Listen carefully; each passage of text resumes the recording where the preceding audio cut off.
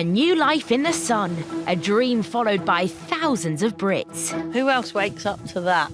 It's just a better way of life. Lured by laid-back life in warm, tranquil surroundings. Wow, look at this. It's awesome. But there's no time to relax. This could be a disaster, couldn't it? Just fed up with it. It's broken me. Because these expats need to make a living. We are using a lot of our pension. I don't think we've actually slept. Now we're joining the next set of Brit entrepreneurs giving it a go. Taking on hair salons and guest houses in Spain. We're going to make it work, no matter what. Glamp sites and tree houses in France. We haven't got a plan B, so this is it. But will they blow it out the water? Or will it blow up in their faces? So can the latest wave of expats make their new life in the sun pay? So that would be right, hasn't it? Smashed it! Today, as the end of the summer season approaches for these Essex brewers in France... So the queue has been quite enormous. It's gone way past the front of this. Could they be about to run dry? Hugh's worst nightmare is coming true, I think, that we are going to completely sell out of beer. 2 British sailing instructors in Spain need to be ship-shape. Right, life rafts. Really what I'm looking for is that to be the first thing that comes out. Where their business comes under scrutiny. We knew that we were going to have the microscope put on us today, and that's exactly what's happening. And one last push for the B&B owners from Wales. Right, all done? Cool, let's go and get them. As they finally open their doors for business. Today's very much a biggie. It's one, you know, it's the first actual paying guests we have.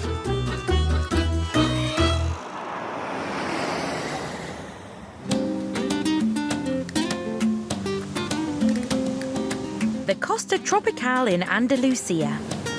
With a more relaxed vibe than the neighbouring Costas, this is one of Spain's best-kept secrets. Let's go somewhere nice. Yeah. It's now home to sailing instructors Ian and Amanda from the UK, who this summer launched a boat charter company in Marina del Este. Look at this. Why would we want to be anywhere else? It's beautiful. No, I agree, 100%. Look at it. It's fabulous. Their ultimate dream is to raise enough cash running charters this year to afford the accreditation to open a sailing school. This year we need to cover the costs of the next mooring fees. We've also got RYA recognition because we'll be an RYAC school. So they need to come out and inspect us, and that costs money. The boat has to be inspected again. This season is all about making as much as we can from the charters, but then looking forward to opening up the sea school at the end of this season. But we've got a lot of work to do.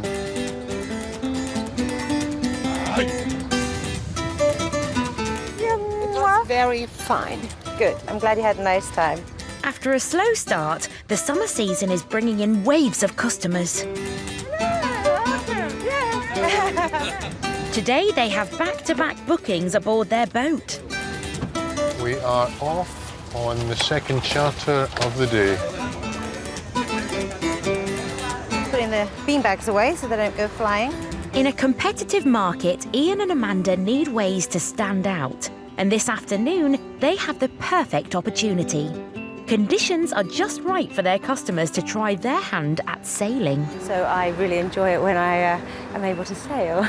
I find it very frustrating when we motor all the time. And I think a lot of people would like to come and sail, and when you don't sail and you just take them out and they swim and snorkel, they're still having a lovely time, but it's just missing that little extra. It's the first time sailing for many of this family today.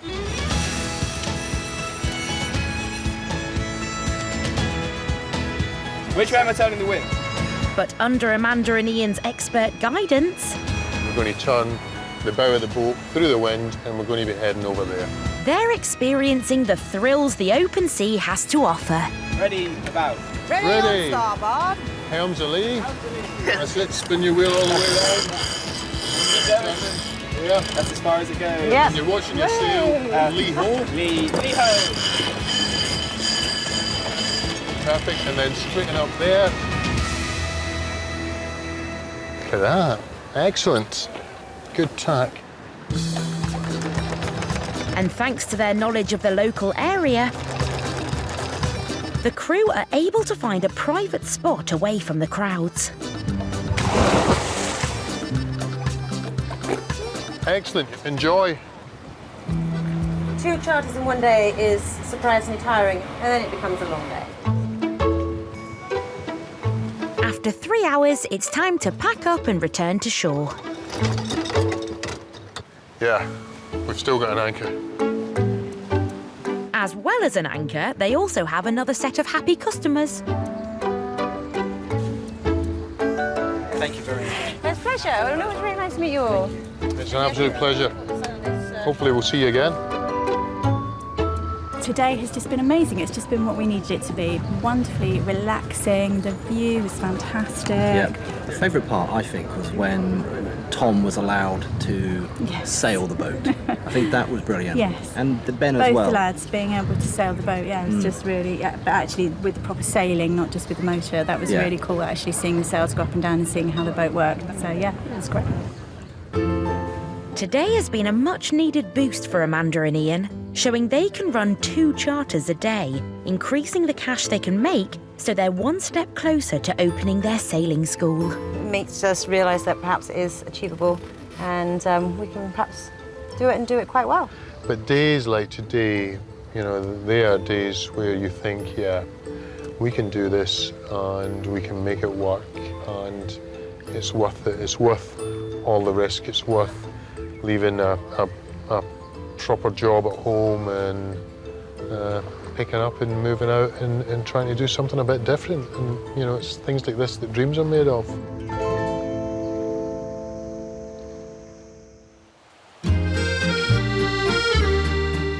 In this sleepy corner of southwest France, little ever changes. Not surprisingly, it's now home to more than 7,000 Brits. Hey, look at that. Look at that lovely view. It's beautiful, isn't it? Among them, Hugh and Denise Davis. There are more things that are important in life, and I just said to Denise a few years ago, we need to get out of this rat race. We just need to get ourselves into a position where we can slow it down and just take things a little bit easier. The couple have spent the summer establishing 2 new businesses, a holiday home in Beaumont and an artisan brewery in the centre of Montpazier. The original plan was that I was going to open up a very small brewery, but if you're going to make a success of it, I thought, you know, really at the end of the day, we're going to have to do it properly. Some people have liveried vehicles and vans to do their deliveries. 3 months after opening the brewery, they're now supplying to 26 outlets, including supermarkets and local bars, as well as running brewery tours and an on-site shop. Broken that one. That was always going to happen. And after a quiet start to the season, things are looking up at Denise's holiday cottage. Right, I brought some eggs from home, 6 eggs that I stole from my chickens this morning. She's preparing to welcome her first guests in 4 months, and she's pushing the boat out to make an impression. I baked them a banana, apricot and coconut cake. 3 of the beers from the brewery. Oh, that looks like them. Hello. Hello. David and Adele and their son Ernie from Kent are staying at the Gîte for 2 weeks. If I show you round, right, this is 1 bedroom. Lovely, isn't it, this one? Then there's this bedroom which has its own bathroom. Wow, look at that bath. It's like a castle. Yeah. It's an amazing place we've come to. Fantastic, beautiful, stunning. Very much looking forward to staying here for 2 weeks. The thumbs up is a huge relief for Denise. Thank you very much. See you later. But with the increasing demand at the brewery, she's hoping her guests won't need too much of her time. I'm really pleased that I've got my first sheep guests in, but I'm hoping that, recognising it's a Gîte, that they just basically adapt and get on with it, because I've really got to dedicate the time to the brewery. And also I'm really hoping that they might leave and say, we'd like to book for next year. That'd be really good. At the brewery in Montpazier, with many orders from bars and supermarkets to honour, Hugh is busy bottling. With 700 litres of beer to decant into 2,500 bottles, Hugh's drafted in a production line in the form of his friend Jay and his nephew Rory. This is the bottling machine in action. The beer's in here. Once it's filled up, it releases some more beer into the top.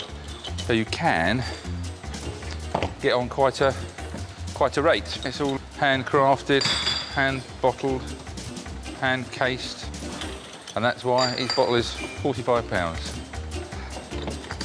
I jest. It's a bargain at £2.95, I'll have you know. Don't know how we do it. It might give an artisan feel to his product, but with so much demand for his beer, hand bottling isn't practical. Soon, we should be getting our semi-automatic machine from Italy, and that can handle 4 bottles at a time. It is slow, especially with these two. No, I'll be finished by now. That is finished. That is finished. But will it be enough to keep up with increasing demand? We're done for the day. The guys are just clearing out the last few bits. Best part of 2,500 bottles of new beer. We're sort of playing a little bit of catch up. So really what I want to do is make sure I've got stock of each of the beers that I've brewed, enough for us to get through the summer. Still got another 4 to do, and the minimum I can do is about 2,000 bottles. So, and what I can't afford to do is to not be able to sort of fulfil future orders. So it's a bit of an unknown.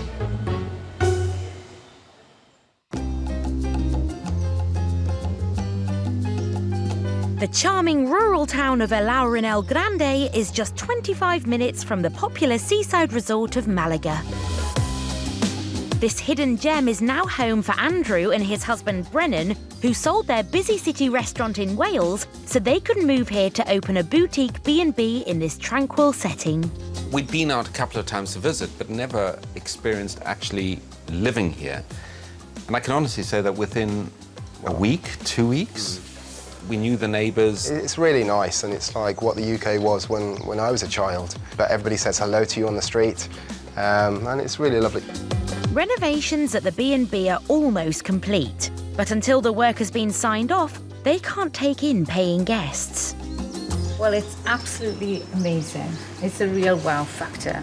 So in the meantime, they've invited fellow B&B hosts George and Linda from Wales, who in return for their free stay are offering some insider tips. People come with expectations, and if you give them more than those expectations, you're in. You are living the dream that most people would love to be living.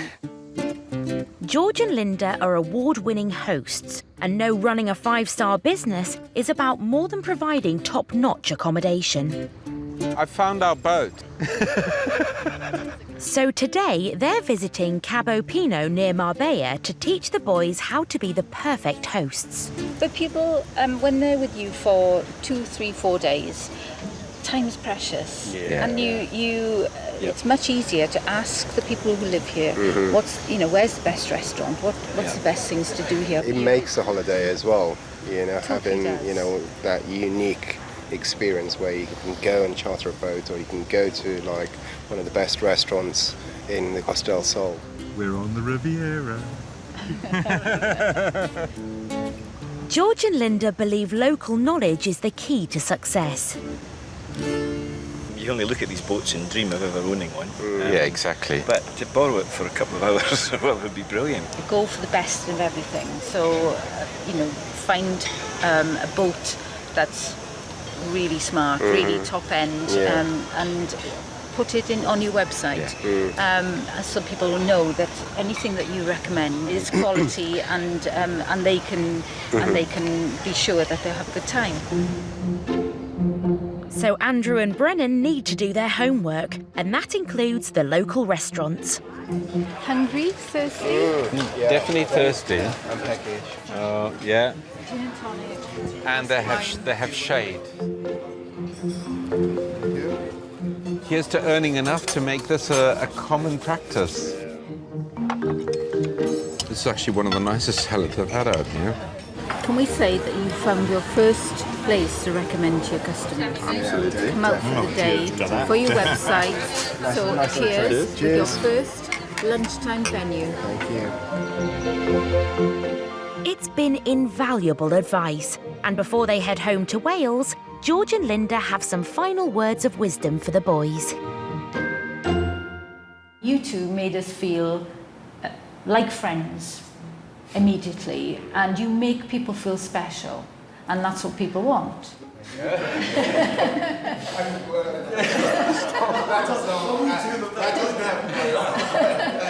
No, it means a lot. That's why we came back to it again and again and again. So I would just urge you to be the best you can be as soon as you can be it. Thank you so much for your advice. And I hope you know that nosotros casa es ustedes casa, which means our house is your house. Be proud of yourself. Thank you. Yeah, you are so welcome. We're delighted that we could help you. Really. Thank you so much. That was interesting and mind-blowing, wasn't it? We will take everything on board. It's encouraging feedback for the couple. All they need now is their licence so they can welcome paying customers. Safe journey. Thank you. We felt our sense of worth. And I think maybe certainly forgotten in the midst all the building and the dust and all the stress of worrying about everything. And that's what we came here for. Please, you have to.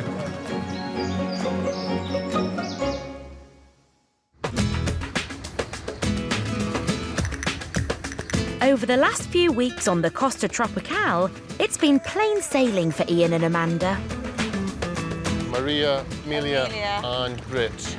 Do you want to jump on board? Give you a safety brief. Yeah. I'll get the engine fired up and get us moving.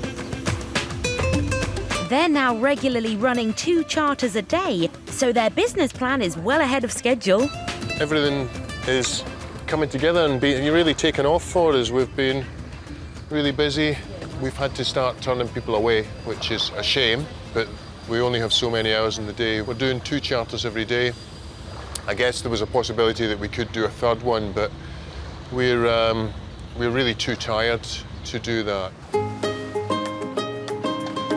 But their hard work this season has brought them enough cash to put them closer to their goal of opening a sailing school this winter.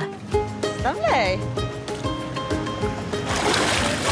Originally, they'd planned to set up the school in Marbella, but they love Marina del Este so much they now want to do it here. Our sea school dream is getting closer and closer. It's going to happen. Hopefully October, November, we'll start working and teaching people how to sail. So yeah, Marina del Este, sea school, here we come. There's one obstacle for the couple still to navigate, though. Locator on there. Perfect. Yeah, that looks good. In order to open their sea school, they need to pass a strict inspection by the Royal Yachting Association. And there's a long list of boxes to tick. Do we have the correct first aid equipment, first aid books? Do we have the right sized anchors? There's loads. The correct size sails, all manner of things.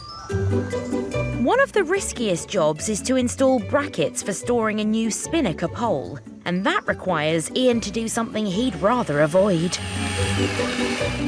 It's always a little bit nerve-wracking drilling holes in boats because, well, the idea of a boat is it shouldn't have any holes. On the horseshoe, you're supposed to have the name of the boat, so Great Escape, but along with the name of the boat's got its own identification number, which is unique to the vessel. I'm just writing that on right now. If they don't pass, it'll not only delay the date they can open the sea school, but it'll also cost them financially. Perfect. You know, we've paid for the inspection and for the inspector to come out. You know, we have put a lot of time and effort into this. It's a little bit nerve-wracking, isn't it? Yeah, and I'm sure as the day gets closer, we'll be getting more nervous. But it's not too long to wait. It's the morning of the inspection, and the association's boat inspector Lee has just arrived off the plane. So we'll just which is yours? Step here, this one. But he doesn't waste any time. On here, one thing I was looking for was non-slip tape that's on here, and that just means that the feet are not going to slip from under them. The other hatches have got similar tape on them already, so that's great.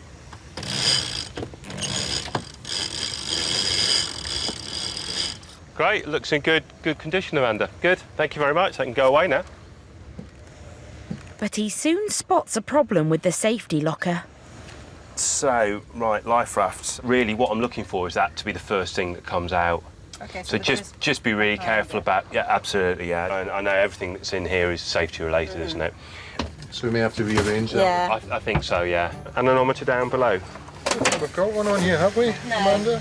And they're also missing an important piece of equipment used to measure wind speed. But we do need an anemometer. It could be, worst case scenario, a handheld one. I've used a hand one, but it was a long time ago. Okay. So we need a hand one. Yeah, it's on the list. So far, these are fixable issues. But if Lee finds many more problems, their accreditation and their business plan could be dead in the water. I think it's exactly what we expected, yeah. We knew that we were going to have the microscope put on us today, and that's exactly what's happening.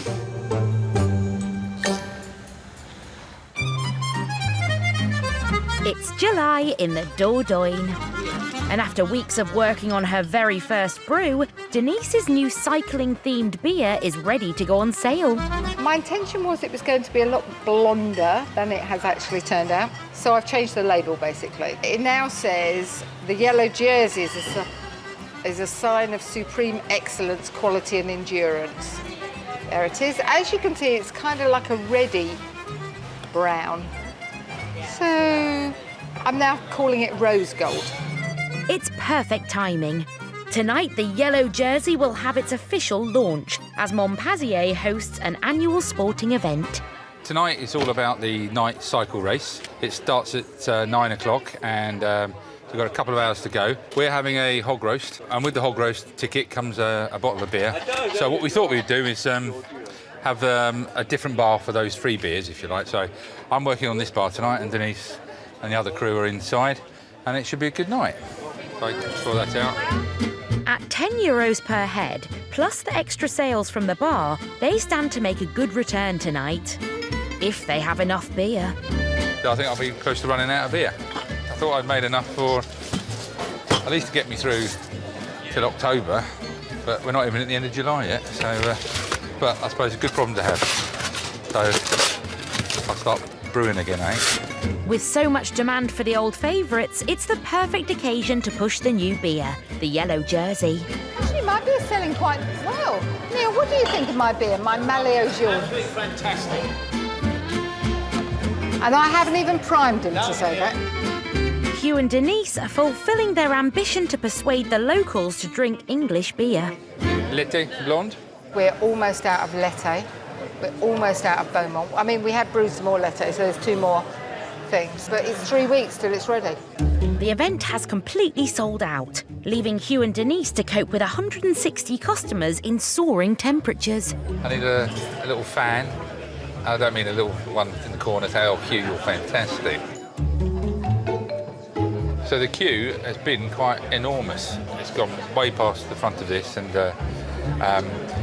what I had feared is beginning to happen. There are some people turning up without tickets, and I'm having to say, sorry, it was tickets in advance.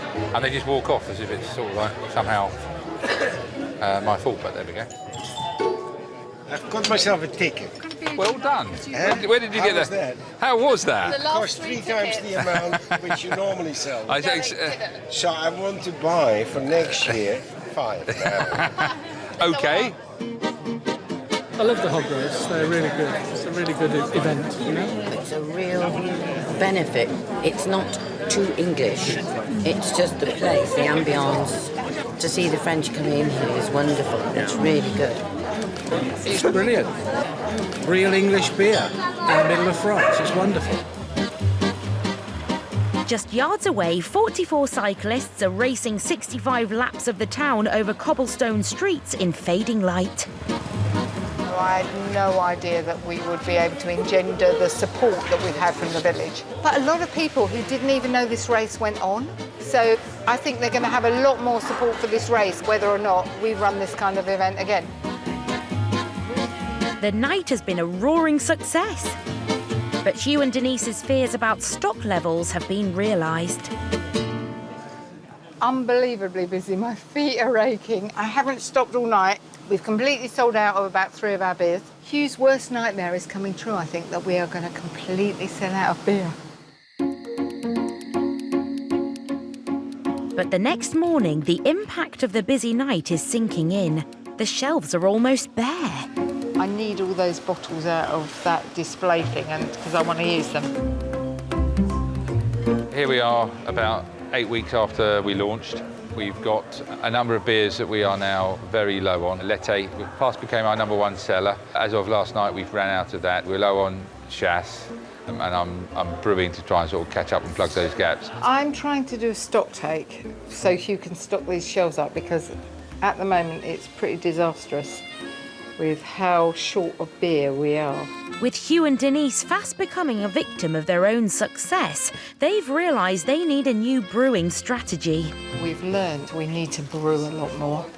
So whereas Hugh was brewing once a week, he needs to be brewing twice a week, or at least once a week all the way through the winter.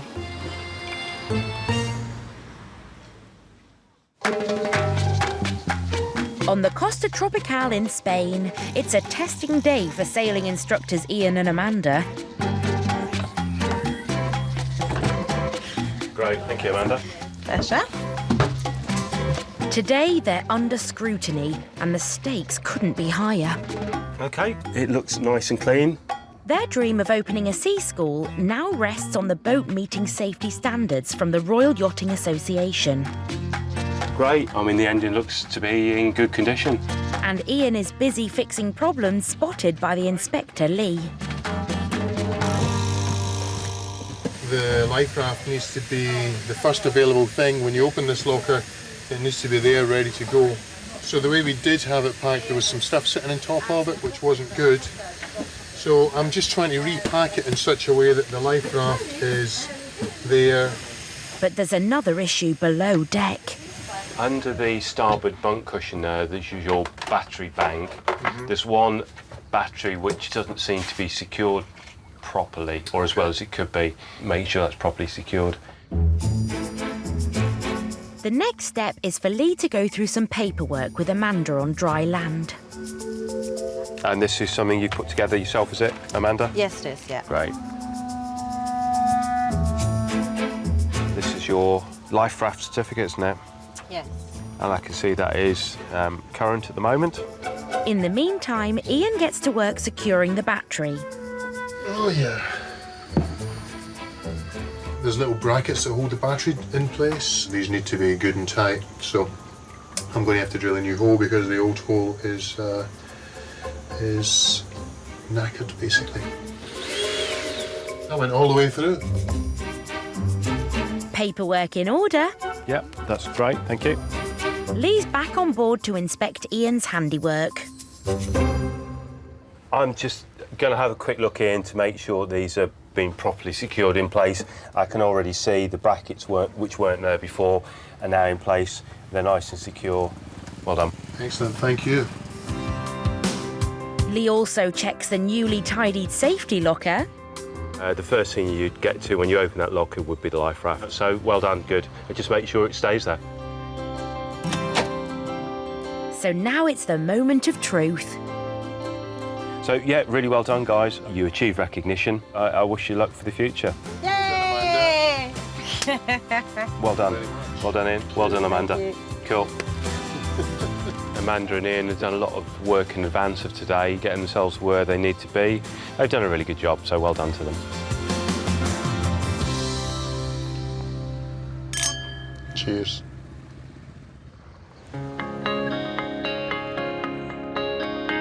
A few weeks later, official accreditation arrives in the post. After you. And for Ian and Amanda, it's the realisation of a long-held ambition. We received one RYA certificate to say that we are a training centre. I've certainly been perhaps dreaming about it for 15 years on and off. But here we are, yeah, finally. We're a sea school. Yes. In Spain. Should we go and hoist this? Just hoist the flag. Let's hoist the flag. That's us. No problem, let's make sure it's the right way up. There's only certain organisations that can fly this flag, and now we're one of them. Fabulous. High five. It's been an incredible season for Ian and Amanda. Their charter business has made enough money to turn their dream of launching a sailing school into a reality. Start to straighten up now. So bring her back up to port. We wanted to live in the sun somewhere. We wanted to live that little dream, and I think that's what we're achieving. We have really, really exceeded what we thought we were going to do, which is fabulous. I was hopeful it would work. I had some doubts at the beginning, but seeing it work and all come together is great. And the sea school bit really is a big bonus. Our dream, our aspirations have come to fruition, and next year, hopefully we'll just continue to be and be better. Doing a great job. Really? Yeah. Great. Anyone for crisps? No going back. No going back, only going forwards.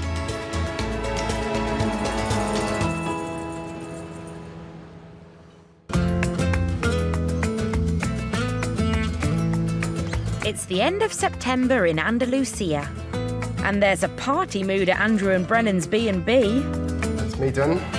After 8 months of hard graft, renovations are finally complete. We are now officially dust-ish free. It's a huge step to the future. Bienvenidos. Mwah, mwah. And they've decided to celebrate with an open house for friends and neighbours. Hello. Qué guapa. Increíble. Cheers to Andrew and Brennan. Andrew and Brennan. Well, the party's in full swing and a lovely turnout of people. In fact, everyone that I wanted to be here is here, so that's amazing. The response to the house has been wonderful. It just makes it feel even more like home. The B&B's debut has given everyone plenty to talk about. I think Andrew and Brennan's concept here is absolutely fabulous, considering I think the state of the place when they first bought it. And we are sure they're going to be very successful. And the boys gather the guests to make an announcement. Friends and family, ladies and gentlemen, we have an extra little thing to celebrate, which is on Friday evening we got the verbal approval for our licenses to open. So Casa 44 is a go-go. Let's make some money at last. Cheers. Cheers. Salud. It's okay, guys. Bye.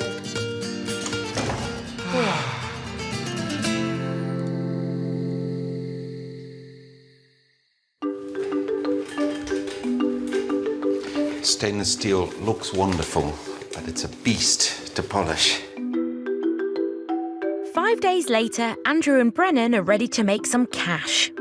Today's very much a biggie. It's one, you know, it's the first actual paying guests we have. Which is needed, isn't it? You know, so grateful. The money has just been going out and out now. So it's nice to see some money actually come back in. This time it's for real. It's the day they'll find out if all their hard work has been worth it.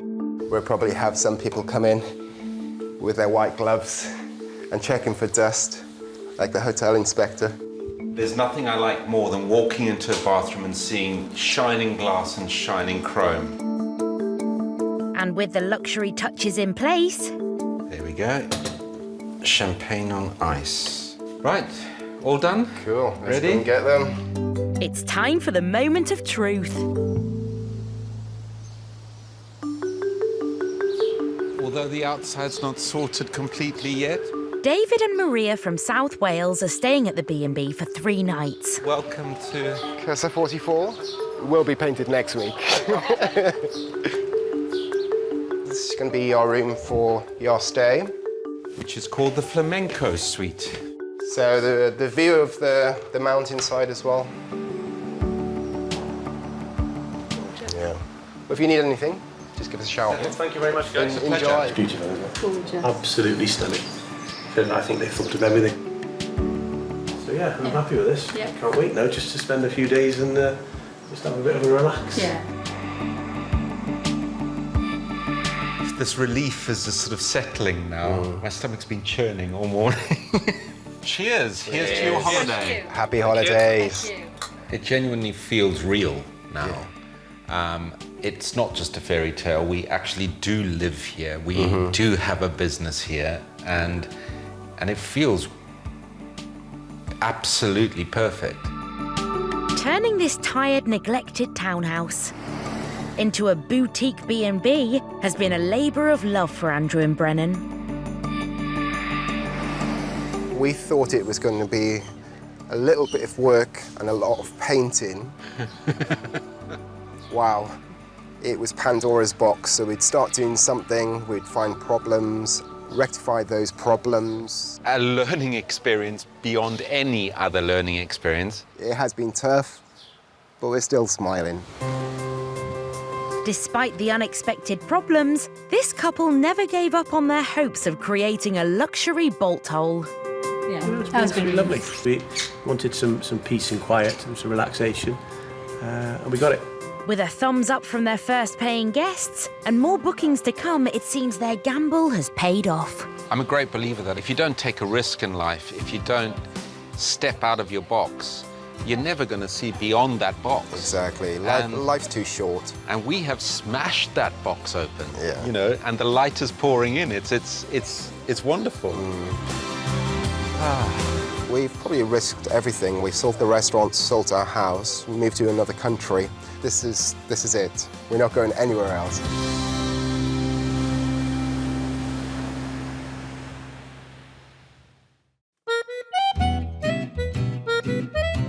At their brewery in Montpazier, Hugh and Denise have been brewing round the clock to meet growing demand. So, filling settings. And to cope with the rise in production, Hugh's given up hand bottling and has splashed out 30 grand on a brand new machine. And I'm very nervous about the whole thing. We've got a proper run next week with a lot of beer, so there's a lot of money at stake, so we need to get it done. If the business is to grow, Hugh has to make this work. But with his mate and all-round fix-it man Neil on hand to help, what could possibly go wrong? Set up filling cycle long time. So where is the programming? Filling time. First 4 bottles of beer, it's come to about here, and it wants to be about here. So none of them are. With the machine giving short measures, Neil's cutting the pipes that go into the bottles to rectify the problem. Don't forget, the whole future of the company depends on you getting this bit right.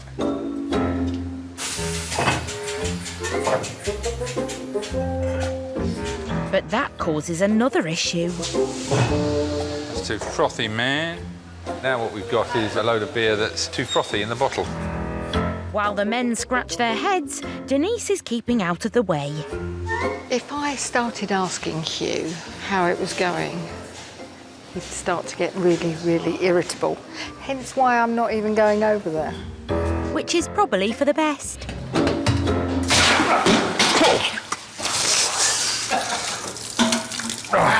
That was an explosion of beer.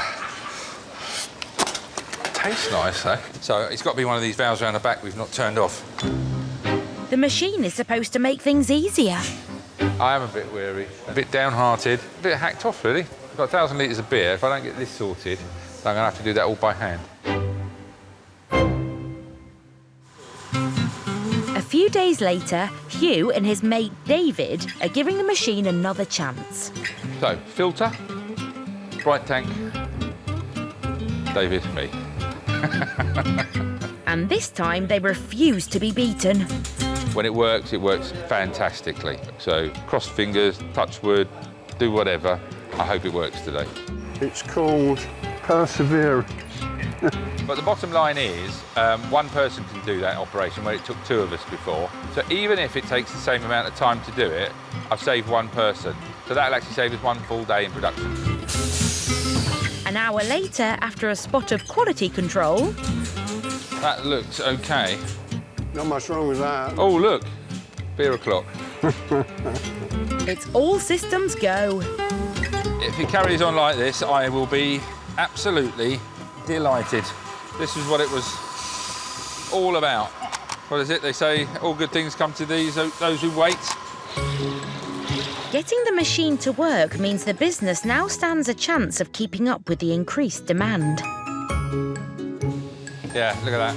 It's taken just 6 months for Hugh and Denise to turn a pastime project into a thriving industry.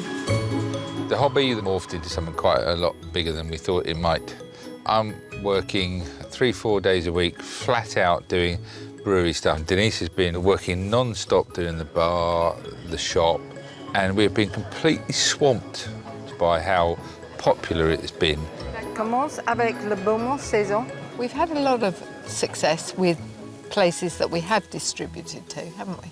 Yes. The supermarket, certain bars all over the place, and we've had people in the northern parts of France that are on holiday here asking if we can actually send it to them. All in all, pretty good. Business at Denise's Gîte has also been picking up with bookings in place for next season. Thank you so much. Thanks again. Thank you. We're going to push the Gîte for next year. This year it's been all brewery, hardly any Gîte, hasn't it, focus-wise? Yeah. Next year it needs to be equi. Don't you think? Equi, yes. What does equi mean? Balanced. Oh, OK. And next year, Hugh and Denise's plans for the brewery will go even further. The bar is much bigger than I thought it would even possibly be. It's frighteningly so. It was almost like a different business in its own sense. So once you've finished, if you go to the bar, we'll serve you a half a pint. OK? Right. So much so that we're now thinking that we might even go into a bar in the town, just to sort of like offset the pressure from the brewery and run that separately. Who knows? Yeah. With Hugh and Denise's new venture now the talk of the town, they've persuaded the French to love English beers. Are you OK? You want another one? You all right? Any more for any more? And cemented a future for themselves in this sleepy corner of France. The quality of life in France is so much better. The people that we live around are lovely, lovely people. I wouldn't go back. Yeah. So we're here for good. We are. Has it been worth it? Yes, I think it has. We've made more money than we thought we would. It's been 4, 5, 6 times more work than I could ever point a stick at. It's been brutal, actually. But yeah, has it been worth it? Yeah, without a shadow of a doubt. It's definitely been worth it.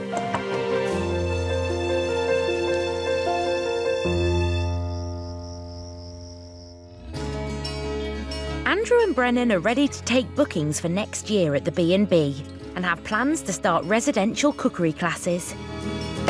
Ian and Amanda's sailing school is open for business. The couple are taking Spanish lessons to increase their customer base.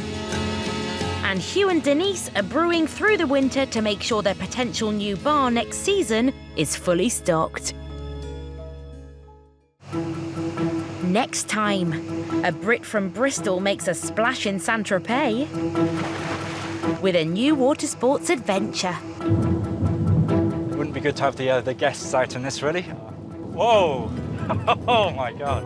A Yorkshire couple juggles 2 new businesses in France. We maybe shouldn't have left it till last minute, in hindsight. And 2 Kent teachers swap the chalkboard for bed and board in Spain. I think we were under no illusions it was going to be hard work. I think we were under some illusion about exactly how much hard work it was.